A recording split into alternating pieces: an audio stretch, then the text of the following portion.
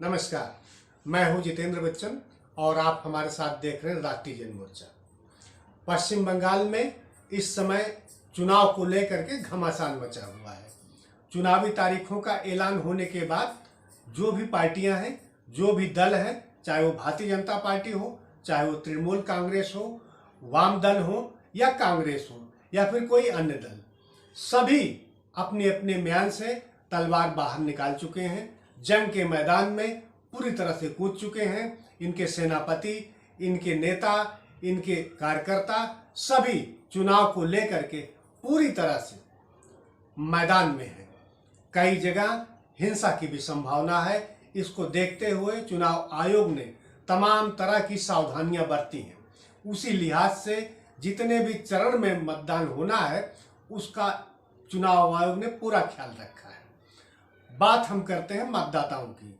मतदाता इस बात को अच्छी तरह से अब समझने लगा है कि भारतीय जनता पार्टी हो या फिर तृणमूल कांग्रेस, वो झूठे वादे क्या कर रहे हैं, झूठे नारे कहाँ गढ़े जा रहे हैं, महापुरुषों को अब क्यों याद आ रहे हैं, या किसी प्रकार के प्रलोभन जो दिखाए जा रहे हैं, चाहे वो नौकरी को लेकर के हो, चाहे रोजगार को लेकर के हो, इस बात को सभी मतदाता अच्छी तरह से समझ रहे हैं। और जो नहीं समझ रहे हैं उनको इस बार जागरूक होना पड़ेगा। पश्चिम बंगाल में जो भी लोग हैं, जो भी मतदाता हैं, चाहे वो किसी भी जाति, धर्म और वर्ग के हों, उनको इस बात को ध्यान रखना होगा कि अभी चुनाव से पहले या वो ममता बनर्जी की बात हो, चाहे नरेंद्र मोदी सरकार की बात हो, क्या उन्होंने प्रदेश के लिए, राज्य के लिए ऐसा कोई काम किया है जो उन्हें वोट दिया जाए? इस बात का आपको पूरा ख्याल रखना है, ध्यान रखना है, क्योंकि ये चुनाव आपके हित की बात करेगा, ये चुनाव आपके सम्मान की बात करेगा, ये चुनाव आप जो मतदान करेंगे उसके अधिकार की बात करता है। हम इस बात को अच्छी तरह समझते हैं कि जो नेता, चाहे वो बाहर से आते हैं, चाहे वो राज्य के हैं, दोनों आज चुनावी गणित जो फिट करने में लगे हुए हैं, वो बहुत हद तक झूठे वादे किए जा रहे हैं, मनगढ़ंत बातें की जा रही हैं। मतदाताओं को आकर्षित करने के लिए तमाम तरह के प्रलोभन दिए जा रहे हैं। प्रलोभन इस तरह के हो सकते हैं कि नौकरों को रोजगार मुहैया कराएंगे, महिलाओं के खाते में पैसे जाएंगे, हमारी सरकार बनेगी कि तो हम पूरी सड़कों का जाल बिछा देंगे, तमाम तरह के विकास की बात कर रहे हैं।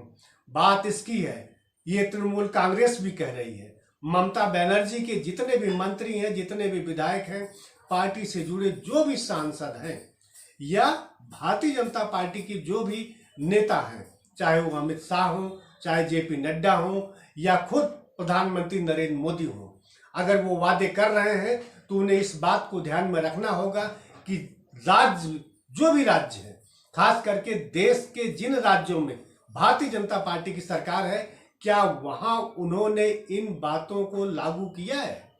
इन सहूलियतों को उन्होंने लोगों को लिए उपलब्ध कराया है? अगर नहीं कराया है तो यहाँ ये बात क्यों की जा रही है? यहाँ ऐसे प्रलोभन क्यों दिए जा रहे हैं जनता को?